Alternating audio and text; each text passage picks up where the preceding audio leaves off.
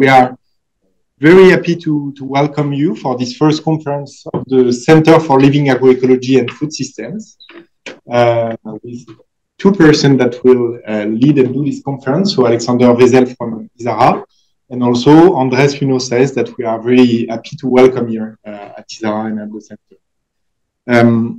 So maybe I think some of you know one of the co-organizers of the conference already, which is the association Agroecology Europe. But I guess very few of you already know the Center for Living Agroecology and Food Systems, because it was created only a few weeks ago here at Isara. So our aim with this center is to foster research on agroecology. So this center is related to a school which is called Isara and based in Lyon, in France. So to briefly present you the center, we have 6 main areas of expertise that you can see here around the development of agroecology, the research on soil, on biodiversity, on agroecological fish farming, and also sustainable food system and supply chains. And we have different activities that are part of our center. The first one is research with our thematics of expertise that I just showed you. Also training with different trainings, for instance, a master in agroecology, and also consulting. I will stop here because the idea was to really give you just a brief overview of the center and its activity. If you want to learn more about the center, we invite you to go to our website and subscribe also to our newsletter to learn more about our activity at the center. So now, as you are all here for that, we will start the conference. So during the conference, we will have Alexander, who is Director of Research at Isara, and also Vice President of Agroecology Europe. And we have the pleasure to have a guest, as a guest for the center, Andrés Muñoz-Sáez, which is coming from the University of Chile, and which is also President of the CLAS, but he will tell you more about the CLAS later. So the idea of this conference is that we will have 35 to 40 minutes of presentation from Alexander and Andrés. For those online, if you have questions during the conference, feel free to write them in the chat.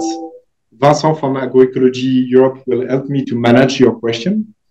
And for those here at Isara, you will need to wait until the end of the conference. So after 35, 40 minutes, we will have between 45 to 1 hour of question and exchange. So with the room and with the people also online. Is it okay? Do you hear me well for those that are online?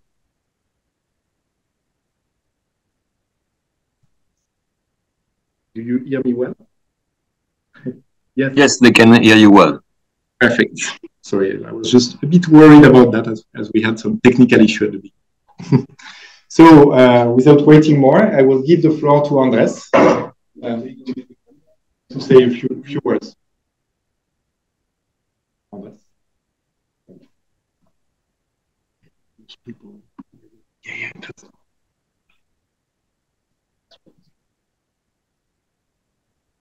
Hello, can you hear me well? All right. Well, thank you very much for having me. This is a pleasure for me to be with all of you in the inauguration of the CLAS Center. So I'm going to talk about insights of agroecology in Chile, and I'm part of the University of Chile, but also collaborating with CAPES Center, and as it's mentioned, the president of the Society of Agroecology over there. So can I? Yeah. Can I start here? Up. Okay. Cool. Thanks. So as a table, I'm going to talk about the Chilean context in terms of socio-ecological and economics context, a little bit of science, practice of movement in this presentation. So as you see, I don't know if I can remove this from the screen. Not? Okay. It's only here that we see it. Okay. All right. Sorry. So as you can continue. Okay. So you can see that Chile is a very long country, and that allow us to have different climates and different vegetation. That means also different ecosystems. So we have the driest place on earth, the Atacama Desert, in the north of the country. And as you are going south, you also can have like more precipitation, even like more than 2,000 millimeters in Aysén region, for example. And the Mediterranean type ecosystem, it's centered at the middle of the country. And in this area is also considered a biodiversity hotspot because a lot of plants and animals are endemic, and there's only remnants of native vegetation. Thank you. On remnants of native vegetation of the native ecosystem in this area, where is also placed agriculture. So this is very important because it also put a rooms for agroecology in terms of biodiversity conservation, ecosystem services within this area. And we also have about 19 different living indigenous cultures in Chile. Oops. Okay, so as the Chilean context in socioeconomics, we have about 19 million people. 40% of this population lives in Santiago. And in terms of historical issues, we have from 70 to 73, the first elected socialist president globally that also pushed a lot of about land reform for peasants. And after that, in the 73 to 89, we have a dictatorship, was a counter-agrarian reform related with all these farm issues, but also put a very capitalism and free market oriented model that still remains in democracy. Though that means that we are exporters, mainly in relation with wine and fruit, but also importers in terms of legumes. So more than 70% of the legumes we imported. And we think that this is a very sovereignty issue in terms of food production. In terms of the agriculture education, there's about 20 universities in public and private level, and some of them are, so only a few have like a course or related with agroecology or sustainable agriculture. And the predominant view in Chile in terms of agriculture is for sure for fruit exportation. And in general, I think historically is like more skeptical about these agroecological issues. But now that's changing, and that's changing very rapidly. I'm going to talk about a little bit of my institution, Universidad de Chile. It's the oldest university in the country, the main public university, and it's top ranked in Latin America. It's the house of the presidents, and also historically leads progressive social changes at country level. So in that context, also was established and was launched this year the new master in agroecology. And how this master come through was mainly because there is a need of changing these paradigms of food productions in terms of food exportation, but also the green revolution is really kind of historically part of the Chilean agricultural education. So how we can start to change that, and the student demand will also play a big role on this in terms of demanding since 2000, like requesting a formal education in agroecology, and also self-organized gardens that connect with local community at Universidad de Chile, at the College of Natural Agricultural Sciences. And also from this perspective, from global organizations as FAO that put and set and open a window for agroecology in the FAO, also may allow us to put this in like a academic context too. I think that's important because of that, these new perspectives permeate to the dean and the postgraduate school in terms to open a position for agricultural sustainability, and agroecologists got the position, and the idea to co-create this master and was supported by the university administration and also was supported by the students. After 4 years of meeting and structure, we have this first cohort in 2024 of 7 students. And the aim of this master in agroecology is related with training professionals in a systemic perspective to address sociological complex challenges in sustainable food production. And the objective is to design sustainable food system where the production in relation to food sovereignty and food nutrition and biodiversity conservation are part important of this new perspective. So I'm going to talk a little bit about this how the master is structured. So, for example, we have like 3 mandatory lectures, and then you can choose 5 courses in 4 main lines: biophysics, ecology, socioeconomics, and food systems. So that allow us to have like 2 different roads of graduation. One is professional and one is academic, depending on the courses that you are choosing as an elective.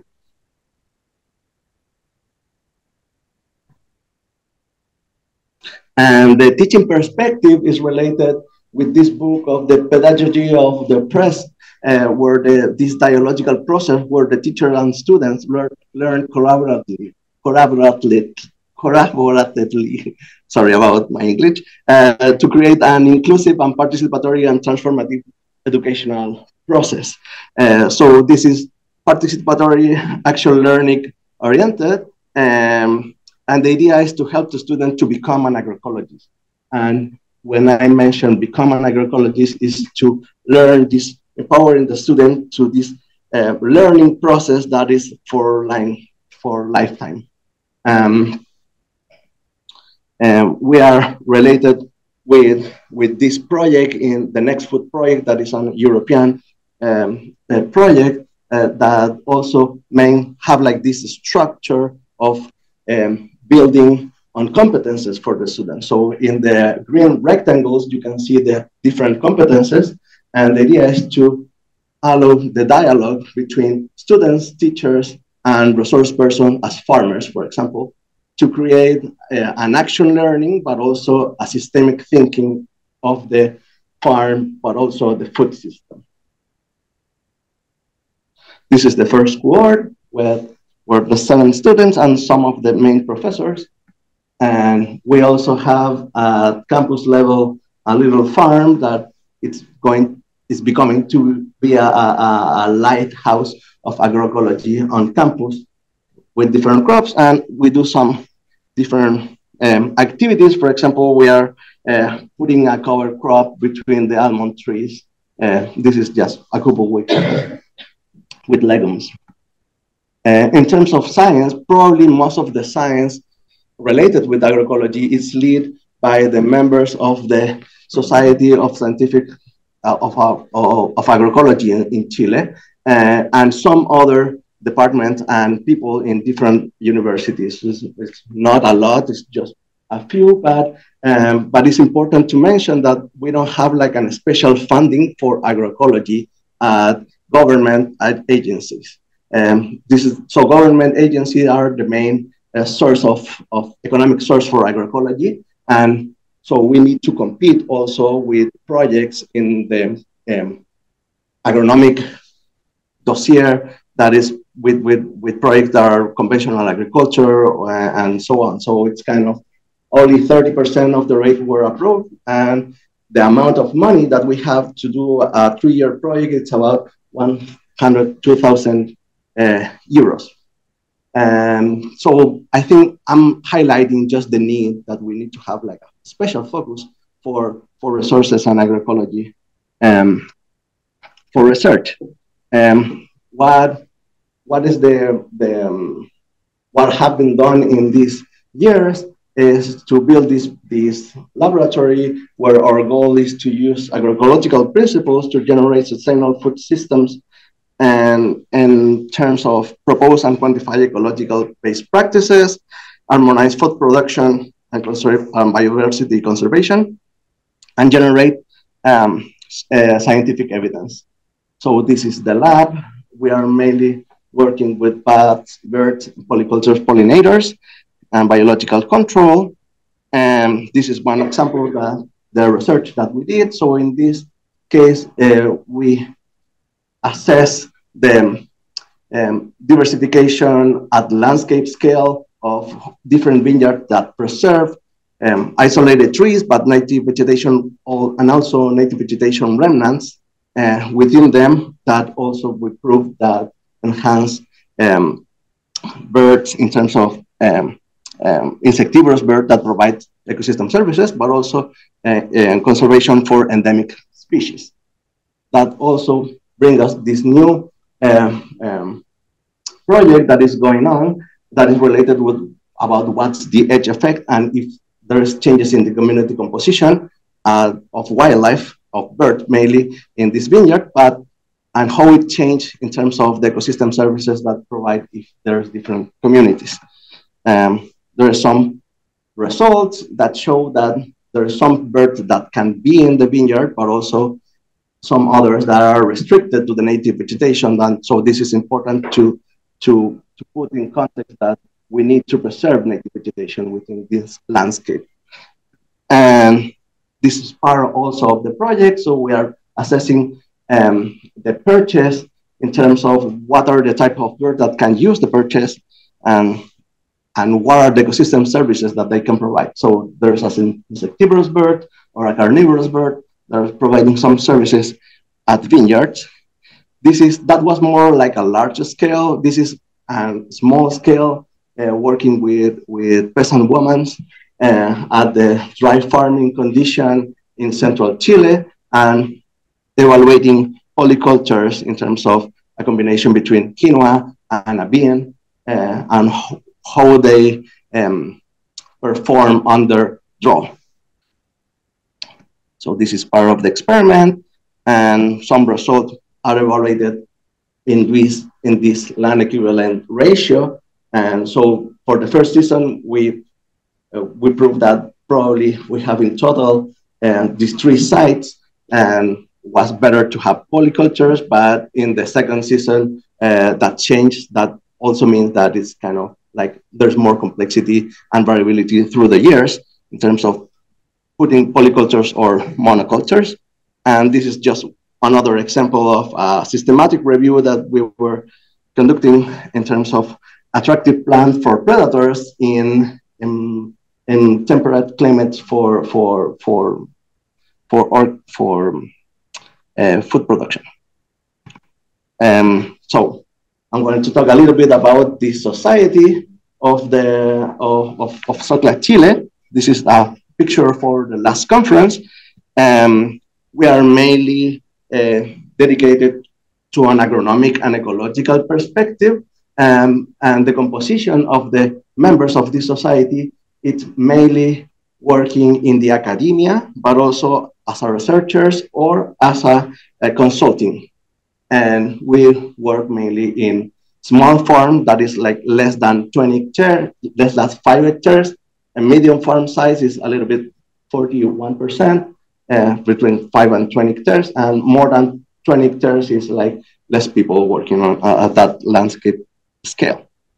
And our goals are to strengthen the community between scientists, farmers, and territorial actors, organize the national conference, and now we are applying to be the organizers of the next Latin American conference in 2026. So we are applying to that in the next conference that is in Paraguay this year. At government level, they have like a special institute that is more related with small farms, and that's called Institute of Agricultural Development. And INDAP organized the first symposium on agroecology in 2017. and is now running a project about agricultural sustainable transition, supporting some small-scale farmers to set some of the practices in these farms and having like subsidize that. In this program, in this department of the Ministry of Agriculture, is also related with at regional level. So in here we have like a slide that Patricio provides and related with the agroecological lighthouses that were in the Araucanía region and how they assess between different agroecological principles to evaluate like a landscape scale at regional level, where are the people who are having different practices. And also there's a manual of transition for agroecology family farming. In 2018, we have like the first agroecological municipality. This is a bottom-up process where 25 member groups of a committee for 11 years were organizing on how to put this name or put this label of this community.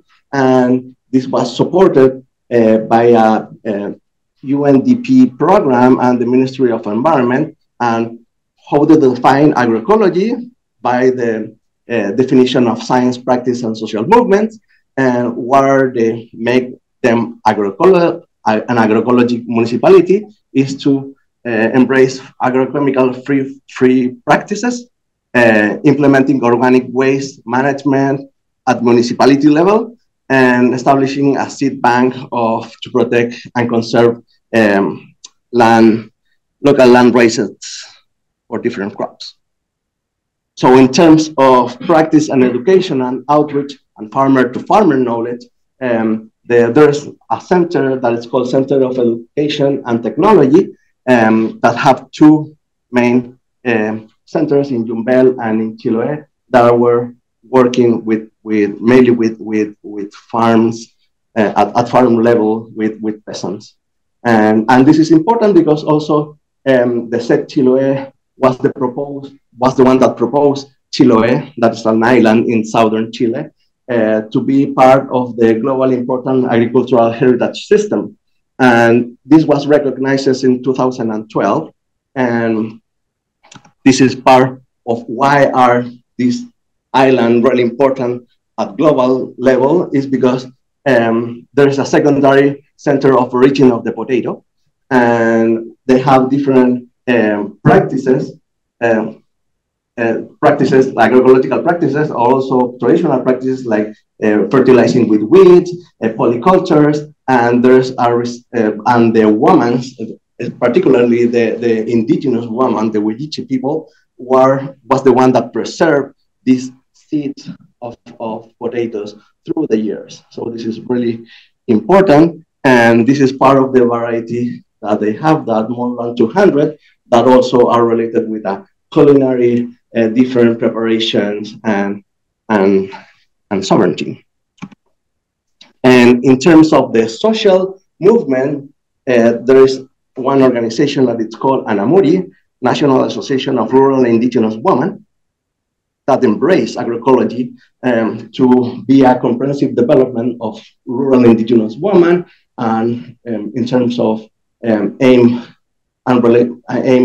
equity, in terms of gender, class, and ethnicity, and respect among people with nature. And part of this ANAMURI is this self-organized conferences where they have seed exchange between different farmers.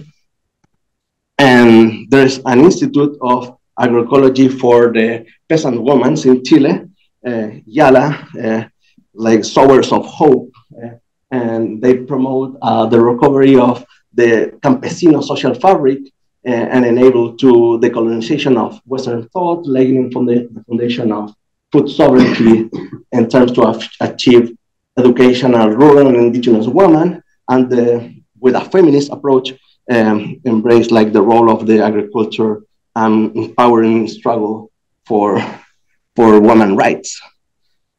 And this is part also of the La Vía Campesina at global scale. So thank you very much for your attention. I'm happy to have some question at the end.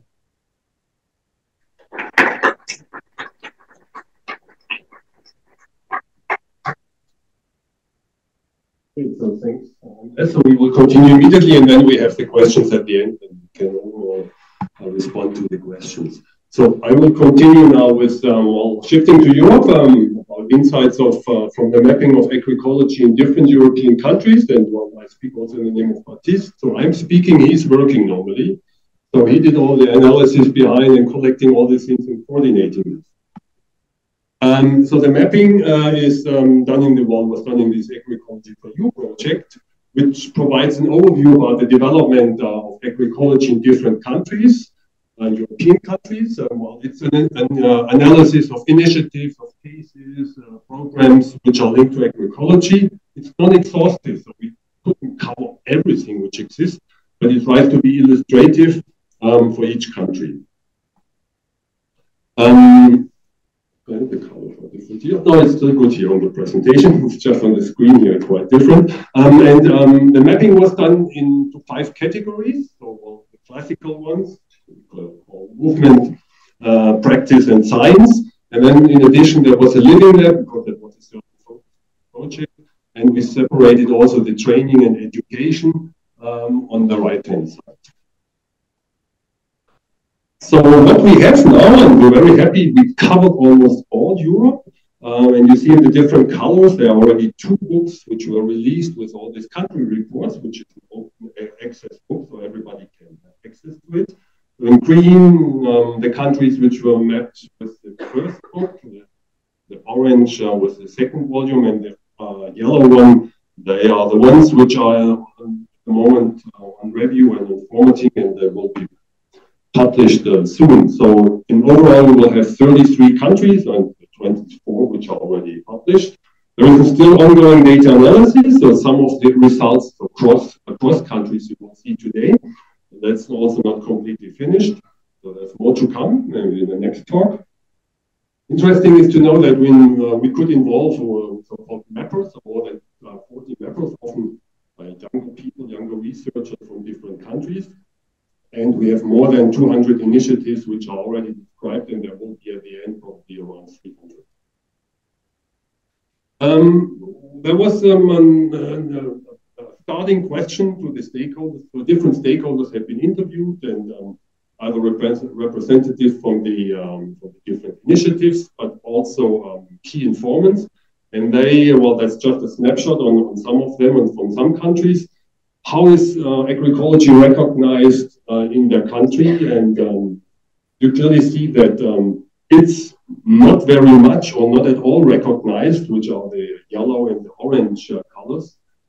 So far, we can say only 25% see it as there is a certain recognition or well recognized. This is split this up into different categories of stakeholders and how they report how it is recognized within their category. So you see farmers organization and farmers, that's classically, as we had before, overall around 20%, where there is a certain recognition or well recognized for agroecology. The same percentages for government and policymakers, civil society. In contrast to universities and research institutions, there is better recognition, so already about agroecology existing there or being used.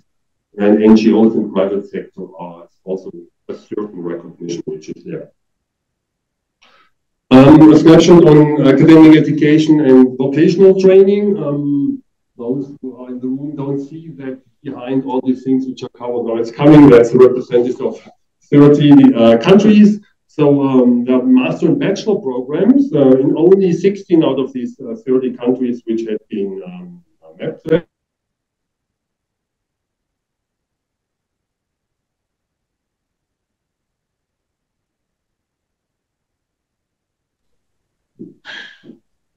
Could you just check whether you have... Basil, could you tell me if you still hear us here? Yes, we can hear you now. Okay, good, because there was certain things which were popping up. So different master and bachelor programs in half of these 30 countries.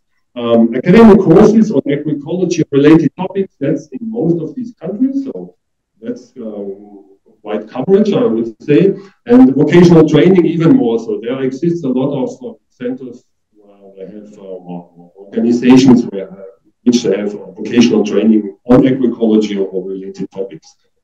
Then but to be said also is that many trainings linked to agroecology are clearly stated under the term organic agriculture or organic farming.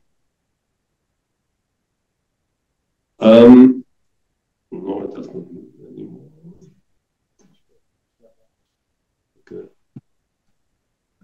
Okay. Once again, if we look at research, so far there are 6 out of 30 countries where could be found that there are research teams or departments working on agroecology and having it in the name of their institution or department. Whereas, as you can imagine, there are many more research teams working on agroecology projects, which were found in almost all countries. Some examples of some initiatives, which I will show you now. So from the top left, so there is okay, I can hear me from the better. I try to speak also directly to the screen here. So from the top left side, from Sweden, an example is about an association which is on community-supported agriculture in Sweden, so a national association promoting and coordinating different CSA systems. In the middle, you find Bulgaria, Sofara, which is an association with developing and educating on therapeutic and other plants. And you see always on top also that they are involved in education primarily, but also a little bit on practice. If we go then to the right side, we have Solidary Economic District in Friuli somewhere. It's an example from Italy. That's more living lab, but there are also practices which are elements of practices for more sustainable development of this district based on agroecology-related topics. On the bottom now, from left to right also, an example from North Macedonia, which is from seed to seed, really the production of traditional autochthonous seeds and make them available to everybody. In the middle, bottom, from Denmark, the regenerative agricultural school, classically manual teaching, but also a little bit movement for regenerative agriculture. The last one on the bottom right is Ecolocal from Moldova, an association for ecological production and artisanal production, bringing together consumers and consumers, that there is more short supply chains and direct marketing and good connection among them. A few more other examples. Now, on the top left, you see the Bio Valley, so the organic valley territory, which is covering, it's a living lab, but with practices and also sort of movements. So it's really the development of different stakeholders on the territory level to move towards much more organic. In the middle top, from Hungary, classically in the movement category, the Hungarian Agroecology Network. So it's an interdisciplinary, inter-stakeholder, intergenerational network, which tries to promote much more agroecology in Bulgaria. Then the Federation of Agroecological Farmers from the Netherlands, which is in the top right. So different farmers working together, but on agroecology and agroecological produce, but also the implementation and the interaction with the community level, just not at the farm level. The three last ones on the bottom left, so that's from Slovenia, an association which is Detelilja or something like that, for organic growers and processors, so farmers are connected, but also then with supply chains and community markets region.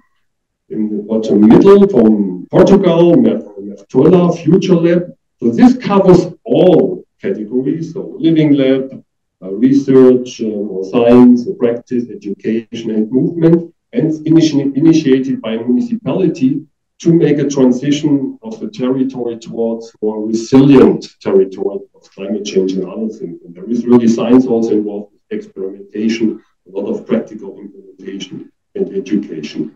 And the last one is from Spain, the Andalusian seed network, cultivating biodiversity, so different types of crops, conserving the different seeds, exchanging them, and making also available to all types of stakeholders. So there is, of course, a question always, and this was also analyzed, all this mapping, what are the main barriers for this, for agroecology, which is seen by this key informant from these different countries. Here we list only some of them, which were the main dominating ones. Classically, the economic part came up very strongly with food prices not taking into account. Okay. Maybe I'm too tall. I should go. And they hear me maybe better. Sorry, I will just sit that way. Hear me better with the microphone here on the web. So food prices, which do not take into account sufficiently the negative externalities, lack of incentives, the CAP, which is funding per hectare, seen as a big barrier for having better development of agroecology, lack of markets for agroecological produce, but also access to this to certain markets, more generally lack of funding, and the statement that more funding is given or still provided to conventional agriculture, and so almost nothing to agroecology compared to the conventional one. Category education and training, there's seen a lack of agroecology-based extension service in many countries, so this is still lacking. Its extension service is classical there for conventional agriculture. Generally a lack of knowledge, a lack of consumer awareness, and the rest I can't see anymore. So, lack of farmers' knowledge. Okay, Baptiste always have to help me with his screen because he sees it. And then in the political framework, lack of policies related to agroecology, lack of institutional support, administrative and hurdles and bureaucracy. I think that's not classical only for agroecology. That's what we heard with the demonstrations of the farmers in the last 1 or 2 years all over Europe. They fight against this. That's a real problematic thing. And the last point is the lack of long-term approach, which is missing in the political framework to put things into action or into reality. Research, a lack of evidence on certain issues, and I will come to one of them just in a minute. And generally, very limited research on agroecology and funding compared to the conventional agriculture. Social, a lack of cooperation of stakeholders. The pressure on land and land access, particularly mentioned here of agroecology, but that's a general problem, especially for young farmers all over Europe. Mentality of a part of the agricultural sector, so there were many pointed at the agribusiness and the business and how they try to dominate and rule the market. Was there a last one, which is hidden there? Okay, so that's again agribusiness a little bit, or other groups which are lobbying for their interest. And on the others is a too large definition of agroecology seen by some stakeholders, and the different use of the definitions and depending on the different stakeholders. And also mentioned a barrier for agroecology would be climate change. So I was mentioning economics. So agroecology works when economics works.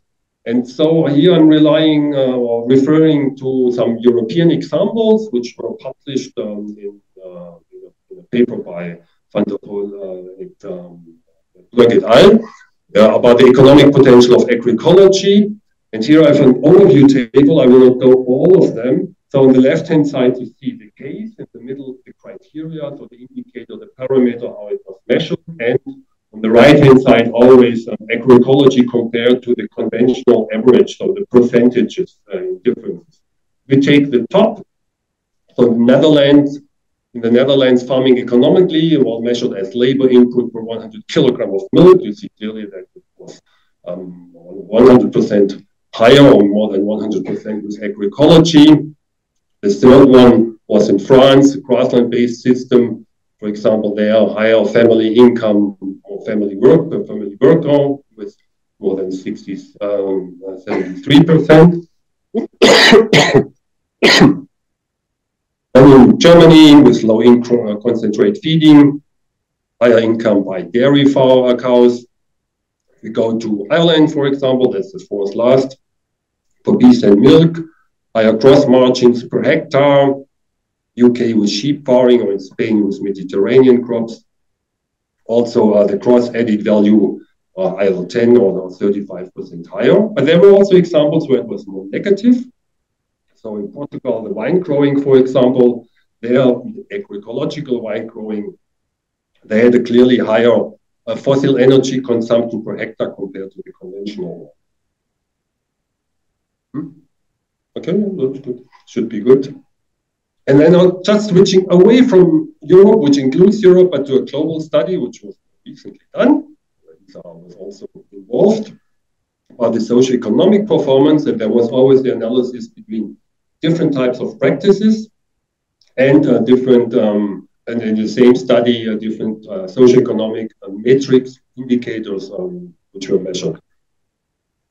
The big picture is that 70% of all these outcomes which were documented are better or equal with agroecology compared to 30, where they have a lower performance compared to conventional farming. Now you have to look a little bit more at the details, of course. You split the into the full positive ones, so we are a little bit more than half.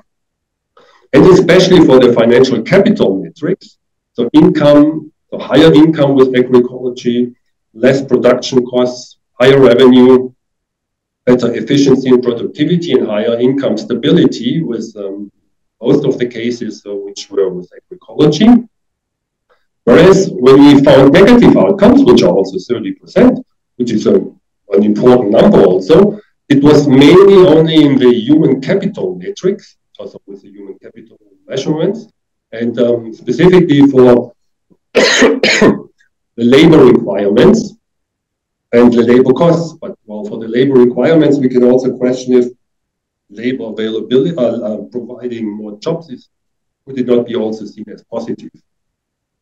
And then come some inconclusive, that means sometimes they were better, sometimes not, in the same study. And neutral was, there was no difference or significant difference between the two types of agriculture. Sorry, I'm still suffering a little bit from my cold, which I cut a few days ago. Overall, trends are positive, but there can be really strong variation within the different indicators and cases. Two more slides on the practices. Well, the two most important ones was the agroforestry.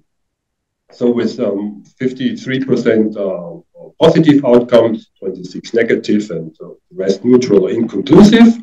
For intercropping, the second one, thanks. The second most important practice was the same positive ones. So 53%, negative around 36, and the rest also neutral or inconclusive. Before coming to the conclusions, I want to share with you also the last news from Europe, we can call it, regarding agroecology in the strategic dialogue. So the strategic dialogue of Future of Agriculture was released just a week ago. It was mandated by the President of the European Commission, von der Leyen, in March 24, and invited 29 key agricultural stakeholders, including Agroecology Europe, and the demand was how to build a roadmap and to think about the future of the agricultural policy and the European Commission's 5-year program. In a nutshell, conclusion is there is inside now a call to promote the shift from more sustainable farming to more sustainable farming practices and system. The most frequently referenced examples are organic agroecology, agroforestry, and regenerative agriculture. And there is one whole section in the whole report which is about agroecological solutions. So we can expect that this is taken up, or hopefully taken up much more in the new CAP regulations or discussions, in the revitalizing, we could call it, from the Green Deal, which was weakened in the last year before the elections, and the same for the Farm to Fork strategy. So with this, I can come to my conclusions. So there is a low level of recognition of agroecology still in many countries in Europe, and we found it especially in Eastern European countries. When there you try to speak about agroecology, they mainly speak only about organic agriculture. There are still different interpretations what agroecology is or should be, and this depends very strongly on the type of stakeholder. Then organic agriculture is often stated for or with agroecology, and that's said often in Eastern European countries. Many initiatives all over Europe deal really directly or indirectly with agroecology, sometimes without using the term, and including many pioneering initiatives. There are these living labs. It's an emerging concept, but still unknown in most countries and by the stakeholders. And there are different scales of application. But from the mapping, some of these initiatives can be clearly called living labs without that they would ever call themselves living labs. And now we have evidence for the socio-economic performance of agroecology. And so, well, I can thank you for your attention. I'm happy that we were able to invite Andrés also to be part of this presentation today and get some insights from Chile. And now we are happy to answer to your questions. And I don't know, this will probably Baptiste who will manage it somewhere. One more, no?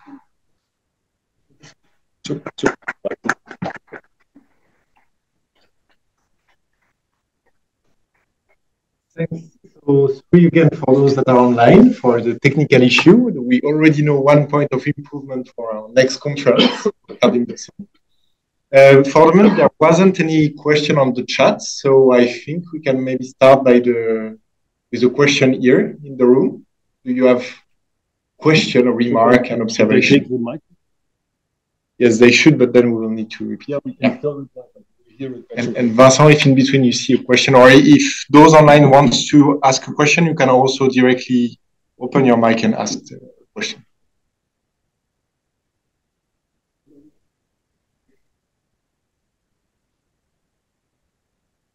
There is a question here. Thank you for interesting talks. I have a question to Andrés about access to education in agroecology. You said that the University of Chile in Santiago is a public institution. And I'm wondering, who are the students or the researchers who deal with agroecology? And is there a connection between civil society organizations, which are more on the grassroots level, and the research going on in the universities? Do you understand my question? It's about access, like who are the students and who have access to agro-education, formal education about agroecology, and the links to civil society. Okay, thank you for your question. Okay, can you, maybe I can sit. Okay, so I think in terms of education, there's, I think, just from these 20 universities that are related with agricultural science, some of them have some undergrad courses on agroecology or sustainable agriculture. And part of them are part of from 2018, there's a free education for undergrads that are part of like the most poorest or like lower incomes in Chilean society. So you can apply for free education at undergrad level, not as a graduate student. So that's a big difference. The master in agroecology that I present is the first master in agroecology in Chile. So I think, and in terms of the connection between the society and agroecological science will depend also. I think one of these connection is CLAS Chile. So it's the scientific society for agroecology, and that make the connections through these national conferences, where the national conferences in agroecology are really different as a scientific conference. A scientific conference is mainly like scientific topics, a presentation, but in agroecological conference at Chile, and I think in Latin America, generally with more experience from the farmers, and that allow to connect with different realities and connect between the farmers and the scientists. But for sure, there are some other relationships that are built on the connections with farmers that each researcher has. So I think I'm working in a couple of projects with small farmers in Santiago and other regions that are directly one connection, but that depends also of the individual researcher. I hope that answered your question. We have another question for you, Andrés, on the chat. Okay. Directly from Agroecology Europe, which is how could Europe and South America work together regarding agroecology, and more specifically, how could Agroecology Europe and CLAS work together? Do you see the possibility to jointly push agroecology on the policy agenda? It's a practical question. Well, thank you for your question. So that's where I am here, right? So I think it's part of like building this connection, building this network internationally, and get support from different agroecological entities in Chile, in Europe, in California. So the idea is to bring this as a social movement that is already is, but collaborate in terms of policies, but also science, interchange of students and academics. So I think there is a lot of opportunities to push forward this at multiple levels. So I think in the side of the Chilean Agroecological Society, we're already open to that, and we are pushing forward to this. So thank you for your question. Thanks, Andrés. And I think you have much more success than I, so you can stay here. There is another question for you online from Jessica Marchetti, which is, I know that in Chile, they have quite a big organic market, mainly for exports. How do you see the relationship, if any, between organic and agroecology? Which is an ongoing debate, actually. Okay, so that's part of the debate and the concept of agroecology. So I think that organic could be like the first step in terms of replacing these agrochemical inputs with organic inputs.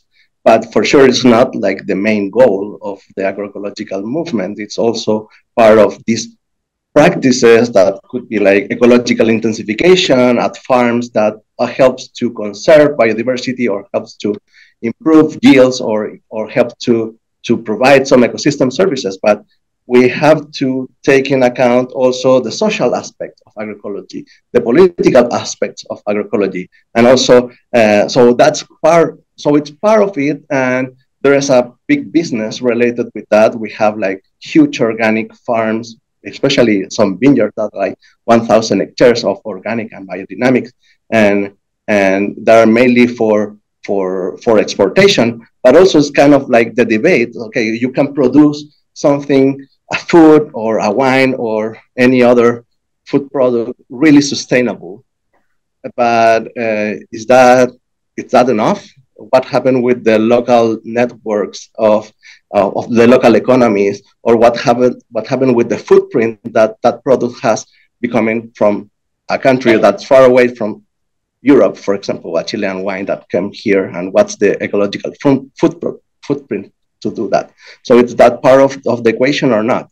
So I think there is a lot of, I think we need to be clear about what is the critical thinking that we can have in terms of design a system, but also in terms of the footprint that we can have with different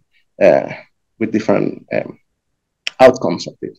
I don't know if that answers your question, but we can debate more if you have another one. Thanks, Andrés. Yes, there is a question here. Hello, everybody. I have two things to say. One is more a comment, and second is a question to Andrés also. So the comment is that we signed an agreement between the University of Chile, the faculté de Agronomía, and Isara, so for the students here and for the teachers. You know that we already have a framework to enhance this cooperation, which is continuing today. This is thanks to Aurélie, so thank you Aurélie also for that. And so, students from Isara were able to go to University of Chile, and we are able to receive students also. So teachers also tell to your students from the ones who are not here. And of course, we are going to work together, as Andrés was saying, to enhance these cooperations in more in several issues. And so this was the comment. And the question, yes? I will just add, there was a comment from the head of the international relations here at Isara, and he was telling about that, well, we have now an agreement between the two universities, so it's a big opportunity now for students to exchange from one to other in very short words. And now he will come with his question. Okay, thank you. The question is, well, Chile is a very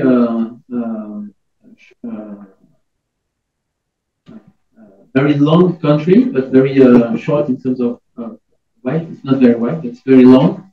So there are many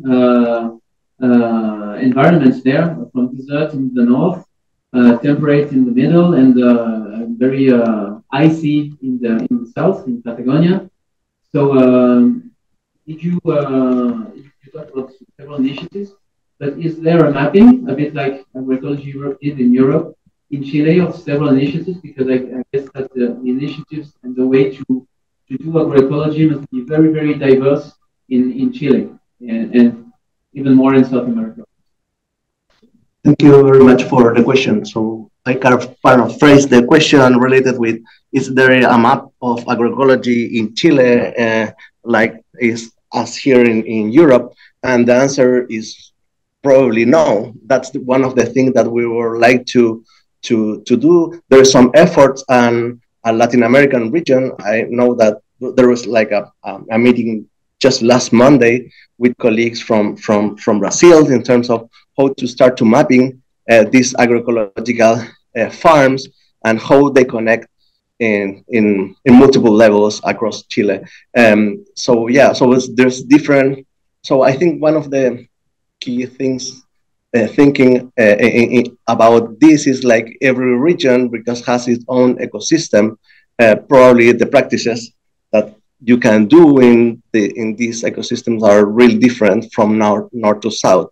So that's part of the challenges. That's part of the initiative that we can strengthen. For example, collaborating with have the same or like a similar framework that can help us to provide like this comparison between Chile and Europe, or that could be one thing that we can do, or another initiative. So I don't know if that answered that question, but it's your question. But okay. Thank you very much. So you can stay here because there is another question online from you that continue with the question of Angelica. The question is, how do we go about separating organic farming and agroecology? From your presentation, it looked like you also define agroecology as organic farming. The person said that the data shows that agroecology is less recognized by many stakeholders. And one solution my organization has been working on is scaling the approach option to landscape level. Could you please help us to understand what definition of landscape do you use in your work and studies? Okay, that's a good question, because so the definition, I think, in terms of organic agriculture, there is some national labels that are related with the Ministry of Agriculture. So you can apply for an organic seal for the Ministry of Agriculture in Chile. And that is kind of really restricted and specific things that you can do or you cannot do at the field level in terms of different organic practices and organic inputs. So that's part of, I think, one of the key things that are related of agroecology, but probably stepping on that, we can push forward some other practices that are more related, not with the inputs that you can put, even organic or not, if more with the design, because you can have like a big monocultures of organic production. But I think that doesn't classify also like an agroecological farm. There's like a big monoculture with a different practice. So that could be a lot like the related question about the landscape scale. So I think in terms of the landscape scale will depend also of what is your question in the research that I conduct, because there's wildlife that is involved on that. The landscape scale was defined by the biological and ecological context of the target of the target animal that you are assessing. But in terms of socio-ecological aspect, the landscape scale could be framed in more like a region or a watershed that you can manage as a territory. So I think that's kind of important to figure out, like to develop like this. Well, we have like the first community that is related with agroecology and its own like mark and principles, but we can have like more than one communities as a province or as a region. So I think that will be like the target, to try to figure out how to, in a whole watershed, we can produce agroecologically and have like the markets and the demand from the same local system to strengthen it. Thanks. There is more question online. Maybe I will take one more online and then in the room if there is. So it's a question from Ophélie Bazin, which is asking both of you, if you had a magic wand, what role would you wish the private sector had to foster or help agroecology along in Chile or in Europe? What role could the private sector play? Alex, maybe to give some time to me.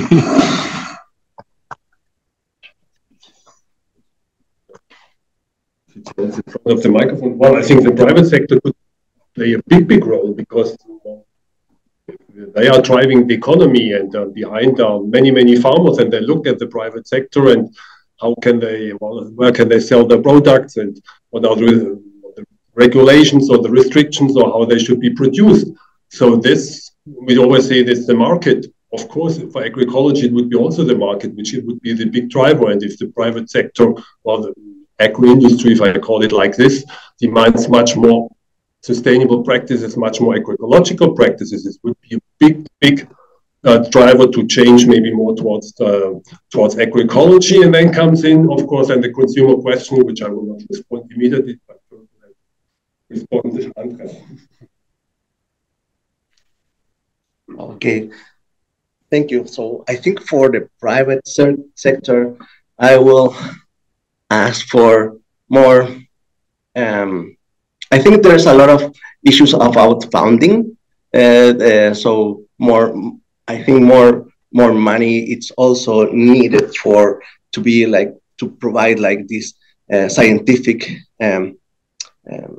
evidence. I think as a scientist, I am kind of biased. So I think providing scientific evidence, it's kind of a way to communicate, but also to build a collaborative work with private sector. So I think that could be, can be like the starting point to have like, okay, evidence, practices, and also that means that you can have like the private sector in relationship with what are the social externalities, or how to manage social externalities in a scientific based solution. So I think so. In summary, I think I will call for more support and in terms of funding, and also to align these society requirements and the global crisis that we are living now, and also the potential solutions that agroecology can bring to the table. Thanks to both of you for the answer. Is there a question here? Yes, there is. Can the mic, sorry, just here. I have a question to Alexander's presentation. You show the table where you stated the potentially increased income through organic and agricultural farming methods. So my question would be, how are they derived? Do they rather come from, for example, increased yields, prices, reduced income costs, or also to increase additional subsidies?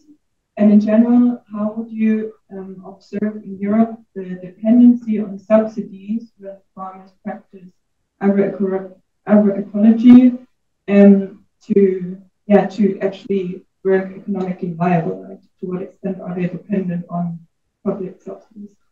Well, the table I was showing was that was indicated the different indicators or parameters used. So it was not just yield increase, but then always related to a specific indicator. So the percentages is not overall increase of income always, but overall the positive impacts on the economic side, but depending on what you're measuring, if it was income per 100 kilogram of milk or per cattle sold, or so you have to see it in relation to what is really the parameter. But overall, there were positive examples of positive economic benefits, because that's what policymakers since years and years are requesting and saying, okay, well, this agroecology, maybe it's nice to see and to hear, but if farmers want to take it and if we should promote it, tell us if it works economically. And so there are just some examples, and there are very few examples, and that's of the missing issues in the world for me, that we know more about, does agroecology work also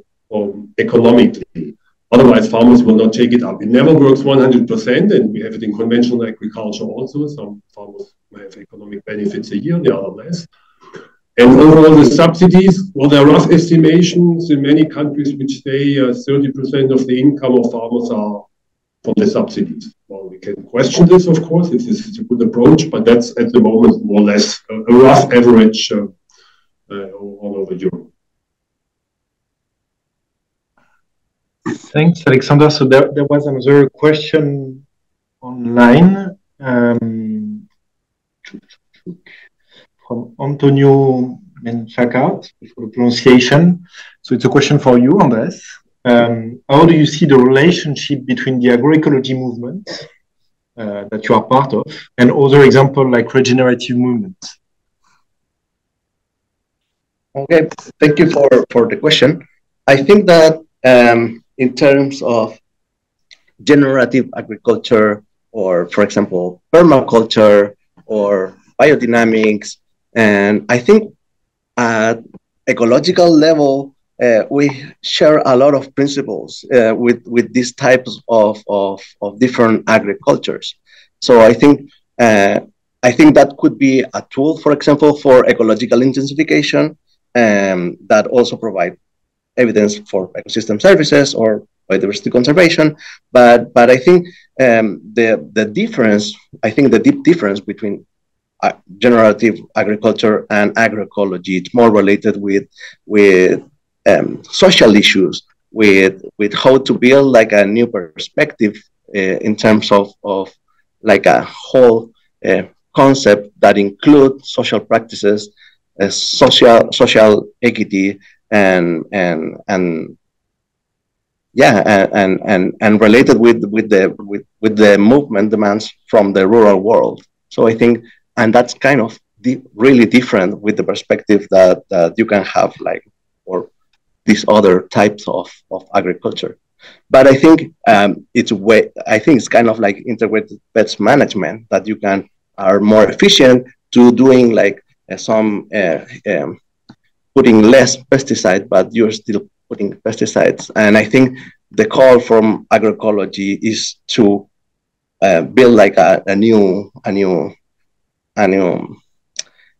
perspective of all of this that include the society, that include the food system, that include like different perspectives from the government, the peasants, the researchers, and the general society. So I think my answer will be that. Thank you for your question. Okay. Okay, I can translate. I said thank you very much for this meeting. Very good work from University of Chile. The evidence is already there. The moment is the moment of the action. Bringing bridges, putting bridges in between universities and private that bring the new students or the new alumni from agroecology. It's good. It's a good idea too. Thank you, Antonio. Thanks, and thanks for the direct translation. Sorry for this exercise. Is there, maybe we'll take one or two last questions. Is there any last question in the room? Okay, there is not one last question, but one comment from online from Ulrich Mutz, which is working at the University of Coventry. And it's commenting by saying, thanks for this answer regarding organic. It is also important to look at organic as certification of minimum standard of production or processing food versus what the organic movement, such as IFOAM, actually promotes, have as principle like health, care, fairness, ecology. These are good principles, but not everything can be put in a legal certifiable standard. From this principle, agroecology is not so far away. It might be the same. We will close this first conference now. So we are very happy to have you here and also online. Apologize again for the issue with the sound. I hope that you still enjoy the conference. And we hope to see you next time in another conference or webinar. Thanks for your attention.